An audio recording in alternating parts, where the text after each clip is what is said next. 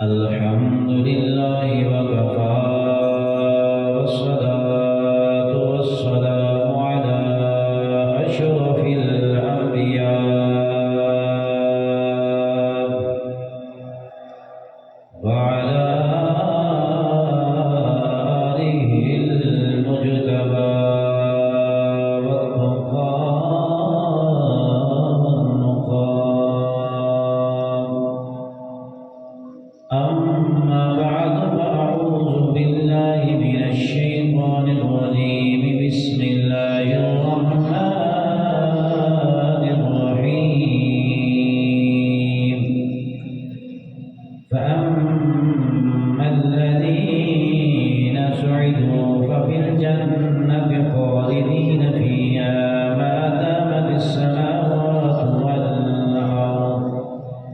وقال الله تبارك وتعالى في القرآن المجيد: وسارعوا إلى مغفرة من ربكم وجنة عرضها السماوات والأرض أعدت للمتقين. آمنت بالله صدق الله مولانا العظيم. إن الله وملائكته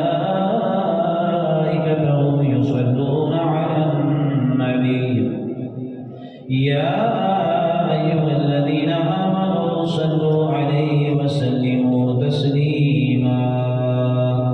الصلاة والسلام عليك يا سيدي يا رسول الله. الصلاة والسلام عليك يا سيدي يا رحمة للعالمين. الصلاة والسلام عليك يا سيدي يا نور الله وعلى آلك وأصحابك يا محمد رسول الله.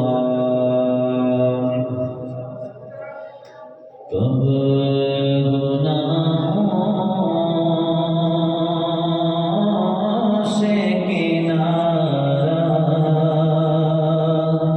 میں کروں گا یا رب. نیک کب میں میرے اللہ بنوں گا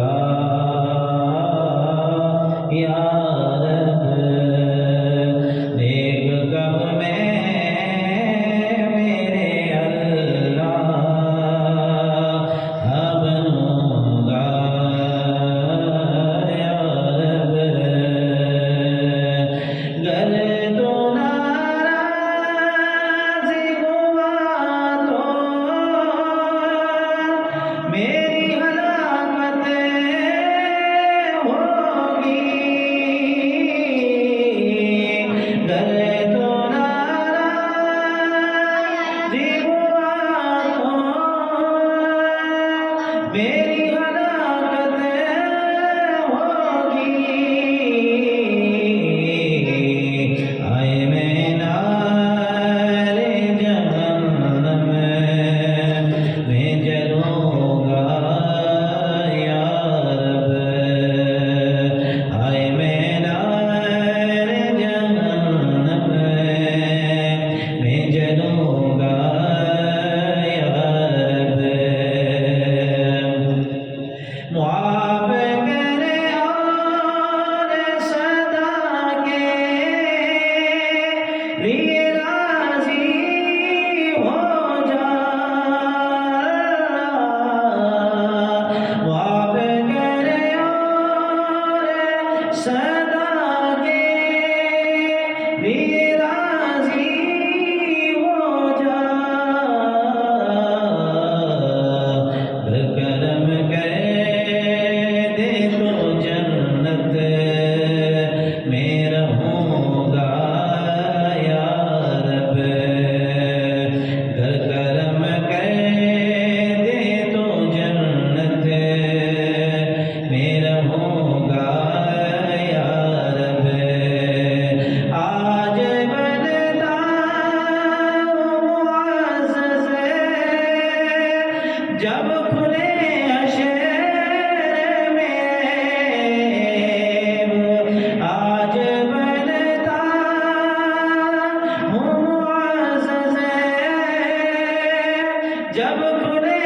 شہر میں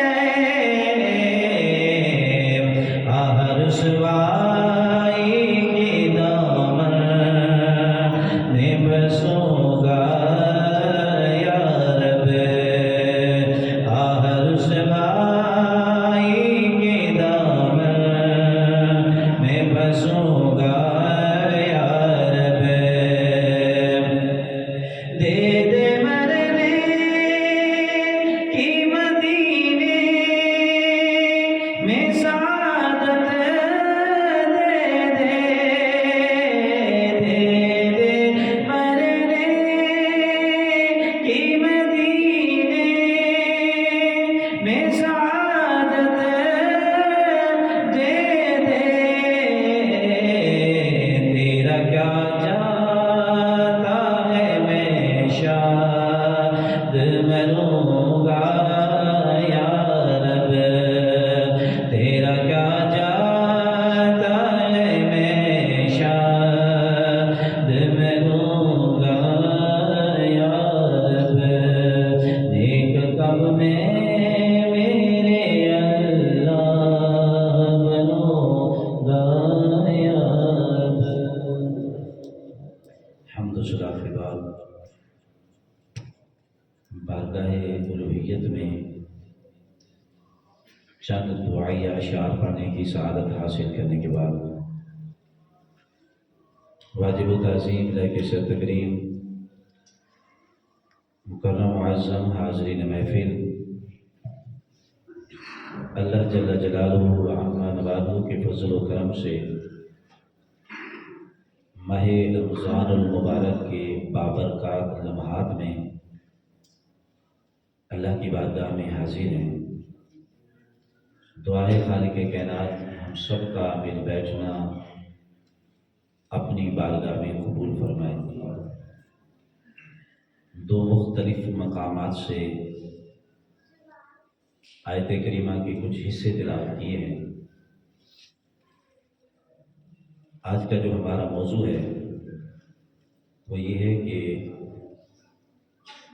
نیکی کی طرف رغبت اور اس ماہ مقدس کو کیسے گزاریں۔ یہ بڑی برکتوں والا مہینہ ہے، اللہ کا یہ بہت بڑا احسان ہے، اس کی مہربانی ہے، اس کا فضل ہے، جتنا شکر ادا کیا جائے کم ہے کہ اس نے زندگی میں ہمیں ایک بار پھر یہ ماہ مبارک دیکھنا نصیب فرمایا ہے۔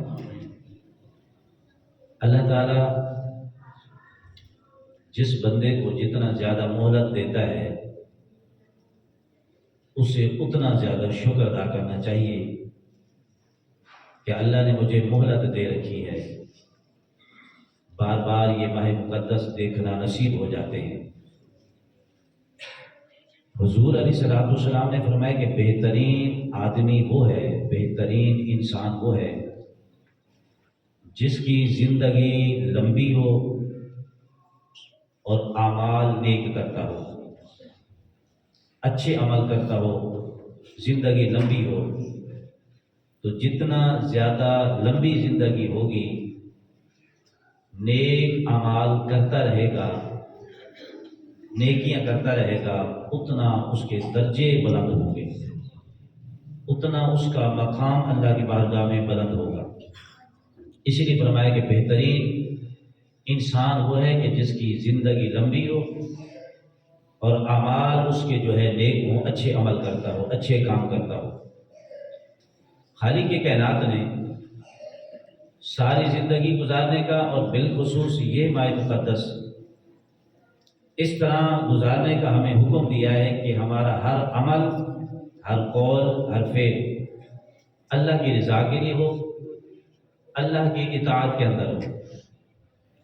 جب ہمارا عمل ایسا ہوگا، ہم نیکی کے کام کریں گے، نیکی کے کاموں میں رغبت رکھیں گے، نیکی کے کاموں میں دلچسپی رکھیں گے، تو اللہ تبارک و تعالیٰ کو یہی پسند ہے اور وہ یہی ہم سے چاہتا ہے، اسی چیز کی طلب ہے، اسی مقصد کی خاطر اس نے ہمیں اس کائنات کے اندر بھیجا ہے۔ وہ فرماتے لوگوں قیامت کے دن دو گروہ ہو جائیں گے، فمنہم شقی و سعید، ایک طرف جہنمی کھڑے ہوں گے، ایک طرف جنتی کھڑے ہوں گے۔ اعلان ہو جائے گا وامتازوا اليوم ایھا المجرمون، اے مجرمو آج الگ ہو جاؤ، آج الگ الگ ہو جاؤ۔ دنیا میں سب اکٹھے رہتے ہیں، کافر ہے، غیر مسلم ہے، ہندو ہے، یہودی ہے، سکھ ہے، اسی زمین پر رہتے ہیں سب۔ اللہ کو مانتا ہے تو اسی زمین پہ رہتا ہے، نہیں مانتا تو بھی اسی زمین پہ رہتا ہے۔ جو رزق ہم کھاتے ہیں، نہ ماننے والے بھی وہی رزق کھاتے ہیں، لیکن قیامت کے دن سب الگ الگ ہوں گے۔ اعلان ہو جائے گا دو گروہ بن جاؤ، ایک طرف جنتی لوگ ہو جائیں گے، ایک طرف جہنمی ہو جائیں گے۔ جہنمیوں کو جہنم میں ڈال دیا جائے گا، جنتی لوگوں کو جنت میں ڈال دیا جائے گا۔ ہمیں حکم دیا گیا ہے اور پوری کائنات میں ہر انسان کو حکم دیا گیا ہے کہ ایسے عمل کرو جس کی وجہ سے تم جنت میں چلے جاؤ۔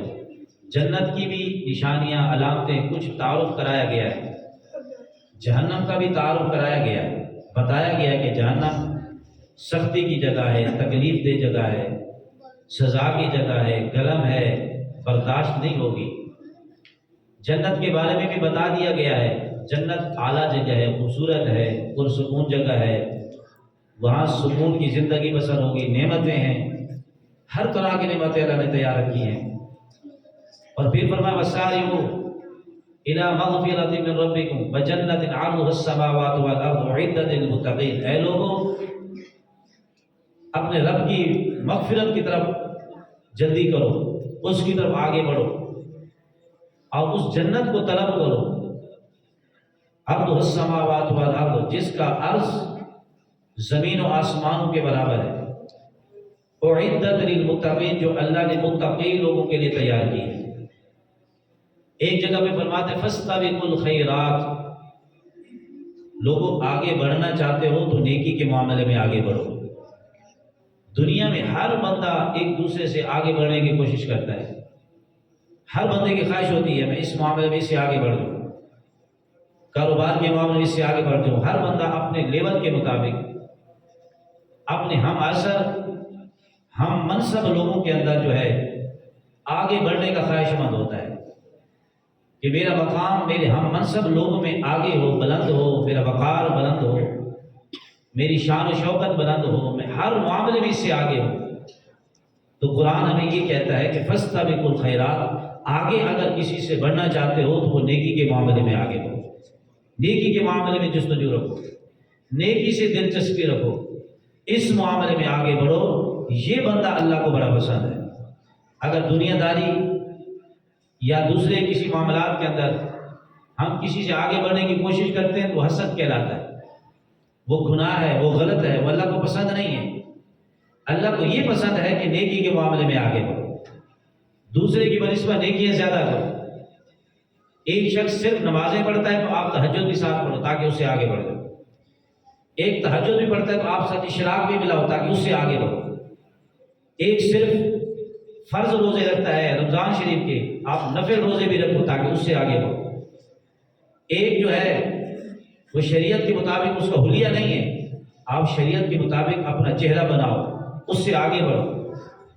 ایک انسان صرف تقوی اختیار کرتا ہے، گناہوں سے نہیں بچتا، آپ گناہوں سے بھی بچو، اس سے آگے بڑھو۔ تو یہ ہمیں حکم دیا جا رہا ہے، یہ اللہ تعالیٰ کو مطلوب ہے۔ اللہ تعالیٰ اس طرح لوگوں کو جو ہے پسند فرماتا ہے۔ یہ زندگی ختم ہو جائے گی، اس کا کسی کو نہیں پتا کس نے کتنا سال زندہ رہنا ہے۔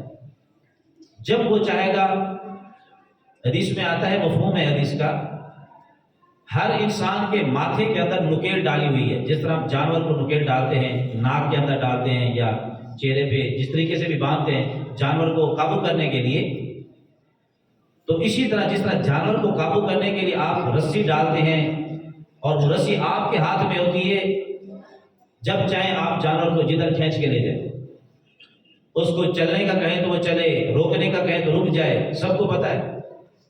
تو ہمارے ماتھے کے اندر وہ نکیل ڈالی ہوئی ہے، اس کی رسی اللہ کے پاس ہے، اللہ کے ہاتھ میں وہ رسی ہے، وہ ہمیں ڈھیل دے کے بیٹھا ہے رسی کو وہ چھوڑتے جا رہا ہے، وہ ہمیں ڈھیل دے رہا ہے کہ دیکھو یہ کہاں جاتا ہے، کیسے جاتا ہے، کیا کرتا ہے، کیا نہیں کرتا، وہ بندے کو ڈھیل دے رہا ہے۔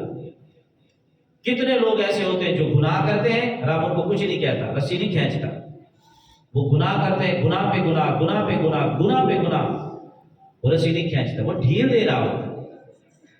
جب اس کا فیصلہ ہوتا ہے رسی کھینچنے کا، نیک ہے، گناہ گار ہے، جس حال میں جہاں ہے، ہر بندے کو ایک جگہ پہ موت نہیں آتی، کوئی بستر پہ موت ہوتا ہے، کوئی چیئر پہ بیٹھا ہوتا ہے، کوئی گاڑی پہ بیٹھا ہوتا ہے، کوئی جہاز میں فوت ہو جاتا ہے بلندیوں پر، کوئی کہاں فوت ہوتا ہے، کوئی پانی میں فوت ہو جاتا ہے۔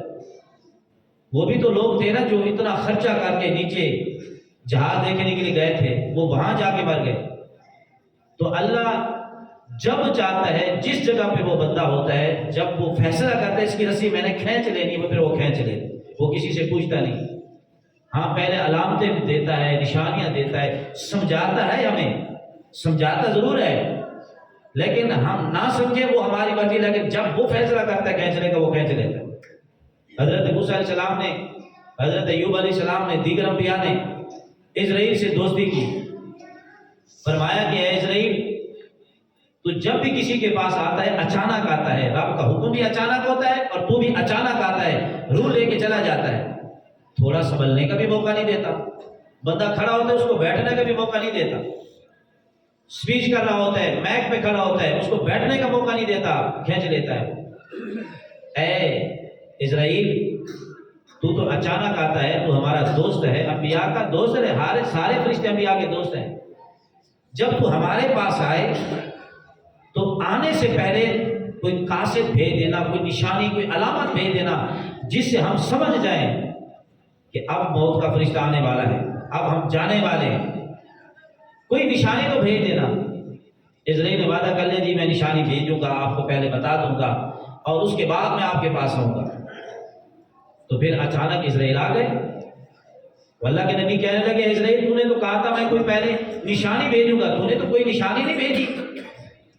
اسرائیل کہنے لگے، میں نے تو نشانی بھیجی تھی، آپ نے کبھی غور نہیں کیا، کیا بھیجی تھی؟ کہنے لگے کہ یہ جنازے اٹھتے آپ نے دیکھے تھے، جنازوں کو کاندھا دیا تھا، کبھی کسی کو مرتے دیکھا تھا، ہم سب دیکھتے ہیں، روزانہ فوتکیاں ہوتی ہیں، دوسرے تیسرے دن کوئی نہ کوئی فوتکی ہوتی ہے، جنازے اٹھتے دیکھتے ہیں، میتیں آتی جاتی دیکھتے ہیں، دفن ہوتے بھی دیکھتے ہیں۔ کہا یہی ہماری نشانیاں ہیں، یہی ہمارے قاصد ہیں، جب تم کسی کی میت پہ کھڑے ہوتے ہو تو تمہیں یہ میت کہہ رہی ہوتی ہے کہ میرے بھائیوں، میرے رشتہ داروں، آج میں جا رہا ہوں، کل تمہاری باری ہے، میں تو نہ سنبھل سکا، تم تو مجھے دے کر عبرت حاصل کر لو، تم تو مجھے دے کر ذرا عبرت حاصل کرو، ذرا اسے سبق حاصل کرو کہ میں اچانک چلا گیا، تمہارے پاس ابھی بھی وقت ہے، سدھر جاؤ، تیاری کر لو، یہ موت کا فرشتہ جو آج مجھے لے کے جا رہا ہے کہ تمہیں بھی لینے آ جائے گا، آج میں جا رہا ہوں، کل تمہاری باری ہے۔ تو یہی قاصد ہوتا ہے، یہی نشانی ہوتی ہے، یہی علامت ہوتی ہے۔ اور پھر فرمایا کہ آپ کے داڑھی مبارک کے اندر، سر کے اندر سفید بال آ گئے یا نہیں آئے؟ فرمانے لگے آ گئے۔ کہنے لگے یہی تو نشانی ہے کہ جب تمہارے سفید بال آ جائیں، سمجھ لو اب موت کا فرشتہ آنے والا ہے، تیار ہو کے رہو، وہ کسی وقت بھی آ سکتا ہے۔ تو اسی لیے فرمایا کہ جب اللہ چاہے گا وہ رسی کھینچ لے گا، پھر وہ کسی کو مہلت ہی نہیں دے گا۔ فرمایا بہترین زندگی وہ ہے جو اس دنیا کے اندر جو انسان رہتے ہوئے اپنے نیک اعمال کرتا رہے، نیکی کے کاموں کے ساتھ محبت کرتا رہے، جب مرے تو اس کا نام اعمال نیکی کے کاموں کے ساتھ سارا بھرا ہوا ہو۔ حضرت محدث ابن جوزی رحمۃ اللہ تعالی علیہ بہت بڑے ولی گزرے ہیں، بہت بڑے عالم محدث گزرے ہیں، جنہوں نے حدیثیں بیان کی ہیں۔ اپنے بیٹے کو ساتھ بٹھایا اور بیٹے کو بٹھا کے نصیحتیں فرمانے لگے۔ ہر بندہ اپنی اولاد کو نصیحت کرتا ہے، ہر بندہ یہ چاہتا ہے کہ میری اولاد نیک ہو، کوئی نہیں چاہتا کہ میری اولاد بگڑ جائے، خراب ہو جائے۔ اگر اللہ نہ کرے کسی کی اولاد بگڑ جاتی ہے تو وہ دعائیں کرتے ہیں، اٹھ کر دعائیں کرتے ہیں، جس کو بھی دیکھا یہی مانگ رہے ہیں کہ یا اللہ میرے بچے کو نیک بنا، میری اولاد کو نیک بنا، بیٹے کو نیک بنا، میری بیٹیوں کو نیک بنا، بیوی کو نیک بنا۔ ہر بندہ اپنی فیملی کو نیک دیکھنا چاہتا ہے، ہر بندہ یہ چاہتا ہے۔ ہر بندہ جو ہے نصیحت بھی کرتا ہے، اپنی اولاد کو بٹھاتا ہے، بار بار بٹھاتا ہے۔ تو وہ لوگ بھی تھے وہ بھی اسی طرح نصیحتیں کرتے تھے۔ محدث ابن جوزی اپنے بیٹے کو بٹھا کر نصیحت کر رہے ہیں، بیٹا ہماری یہ جو زندگی ہے، زندگی کا یہ جو مجموعہ ہے وہ یہ گھڑی ہے، یہ گھڑی ہماری زندگی کا مجموعہ ہے، یہ جتنے سیکنڈ چلتے جا رہے ہیں ہماری زندگی اتنا اتنا کم ہوتی جا رہی ہے، ہر سیکنڈ ہماری زندگی کا کم ہوتا جا رہا ہے۔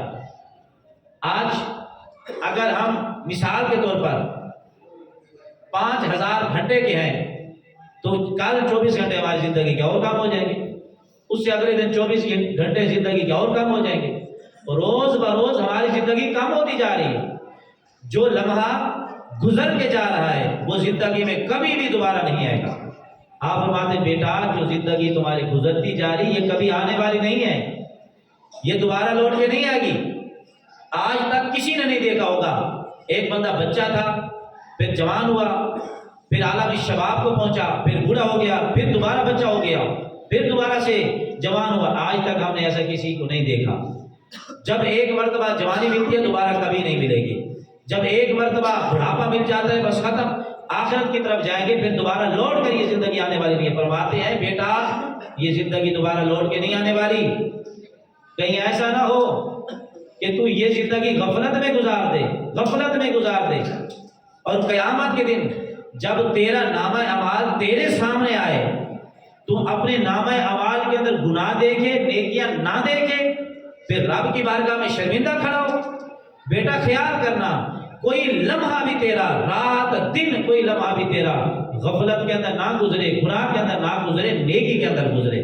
تیری زندگی ایسے بن جائے تو چل رہا ہو تو عبادت میں شامل ہو، تو سو رہا ہو تو عبادت میں شامل ہو، جاگ رہا ہو تو عبادت میں شامل ہو، ہر لمحہ تیرا عبادت کے اندر اگر گزرے گا تو پھر تو قیامت کے دن اللہ کی بارگاہ میں سر اٹھا کے کھڑا ہوگا، ورنہ سر جھکا کے کھڑا ہوگا، شرمندہ ہوگا۔ اب یہ سوچتے ہیں کہ سونا عبادت میں کیسے ہوگا؟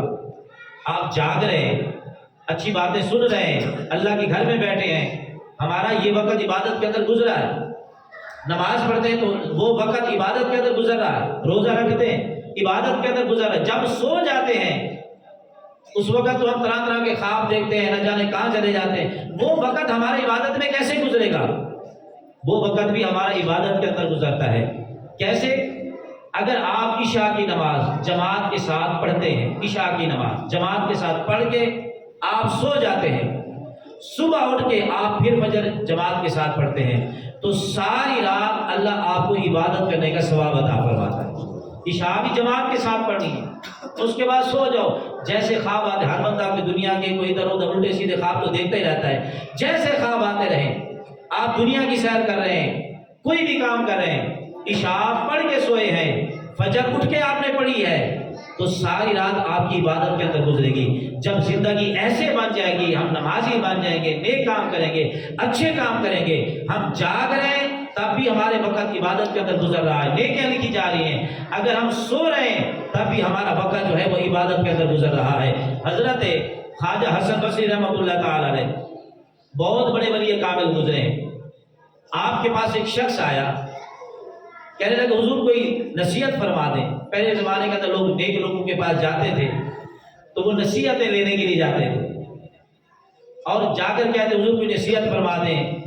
تو حضرت خواجہ حسن بصری رحمۃ اللہ تعالی علیہ بہت بڑے ولیوں کے امام گزرے ہیں، آپ نے مختصر سی نصیحت فرمائی، فرمایا بیٹا تمہیں یہ نصیحت کرتا ہوں، تو لوگوں کے ہجوم میں ہو، تنہائی میں ہو، تو کائنات کے کسی کونے کے اندر ہو، ہر جگہ پر اللہ سے ڈرتا جانا، اور جو رب نے تجھے احکامات دیے ہیں کہ یہ کرو یہ کرو یہ کرو یہ نہ کرو یہ نہ کرو، وہ سارے احکامات کو لازم پکڑنا اور اس کے مطابق زندگی گزارتے رہنا، اور اسی کے اندر تیری جو ہے کامیابی ہے۔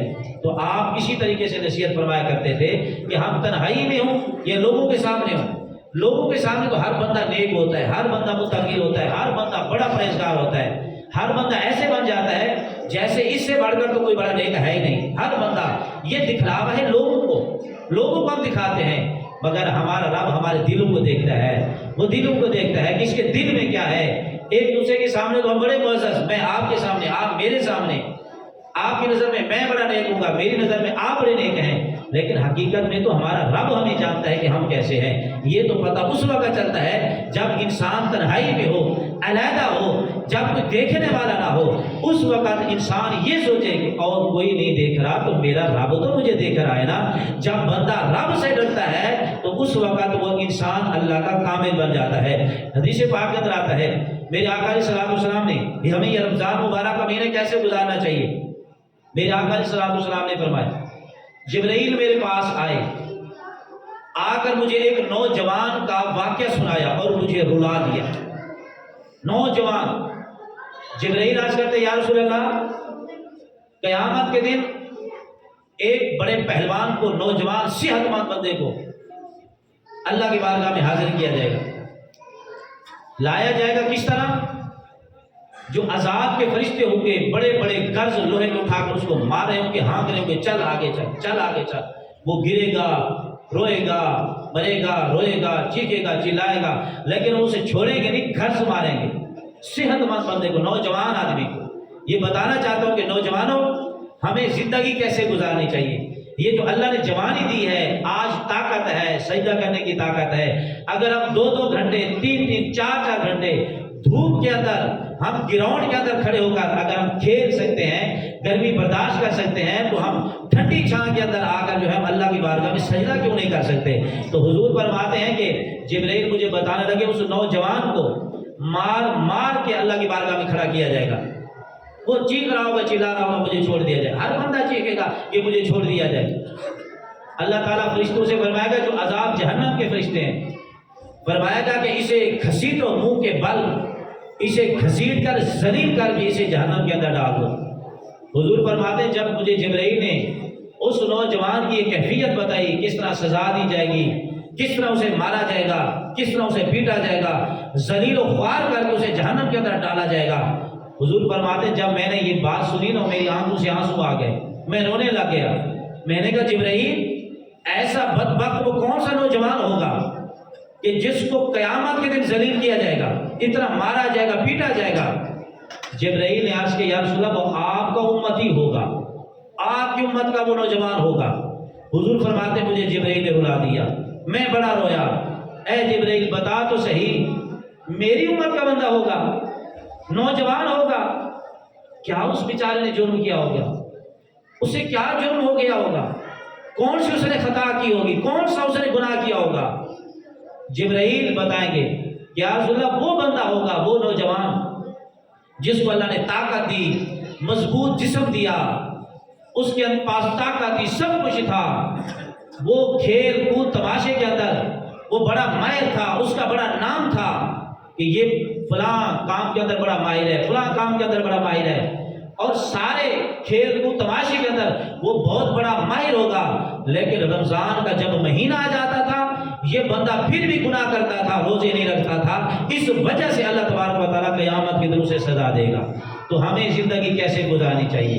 اس نوجوان کے واقعے سے کہ جس کو قیامت کے دن ایسی سزا دی جائے گی، اس سے ہمیں عبرت حاصل کرنی چاہیے کہ اللہ نے آج ہمیں طاقت دی ہے جھکنے کی، آج ہم جھک سکتے ہیں، ہم رکوع بھی کر سکتے ہیں، ہمارے پاس طاقت ہے، سجدے میں بھی جا سکتے ہیں، اگر لمبے لمبے سجدے کرنا چاہیں، رب کو راضی کرنا چاہیں، رونا چاہیں تو بھی اللہ نے طاقت دی ہے۔ ان سے پوچھیں جن کے پاس سجدہ کرنے کی طاقت نہیں ہے، جو سجدہ نہیں کر سکتے ان سے پوچھیں، وہ یہ دعا کرتے یا اللہ کاش کہ ایک بار تو موقع دے دے، ہم تجھے جب سجدہ کرتے تھے بڑا مزہ آتا تھا، ایک بار تو صحت دے دے تاکہ ہم تجھے سجدہ کر کے جو ہے ذرا وہ لطف، وہ مہربانیاں اور وہ جو تمہارا تیری طرف سے جو مزہ نصیب ہوتا تھا وہ دوبارہ ہم حاصل کر سکیں۔ یا اللہ ایک بار تو صحت دے دے، آج صحت ہے تو ہم اس کی قدر کریں۔ ایک بادشاہ کے پاس خلیفہ ہارون رشید بہت بڑا بادشاہ گزرا ہے، ایک شخص کو لایا گیا، وہ بڑا ماہر تھا کرتب دکھانے کے اندر،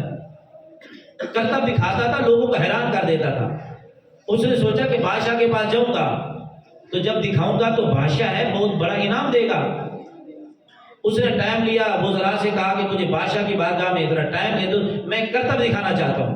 بادشاہ نے ٹائم دے دیا، اسے لایا گیا، سب لوگوں کے سامنے اس نے کرتب دکھایا، دور جا کے ایک سوئی گاڑ دی، جس سوئی کے ساتھ ہم کپڑے سلائی کرتے ہیں، سوئی بڑی سی تھی، دور جا کے گاڑی، اور یہاں سے ایسے چھوٹی سوئی کے اندر دھاگا ڈال کے دور سے پھینکا تو وہ اس کے اندر سوئی کے اندر دھاگا ڈل گیا، آر پار ہو گیا دھاگا۔ بادشاہ نے کہا بھئی اس نے بڑی محنت کی ہے۔